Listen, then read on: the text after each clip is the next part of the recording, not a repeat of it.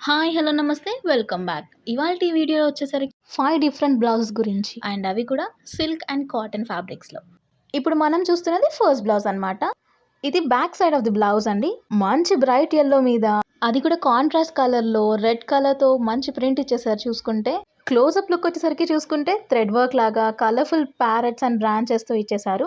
ఇది front side of the blouse అండి. Neat prince cut వచ్చేసి ఫ్రంట్ ఓపెన్ ఇచ్చారు చూసుకుంటే.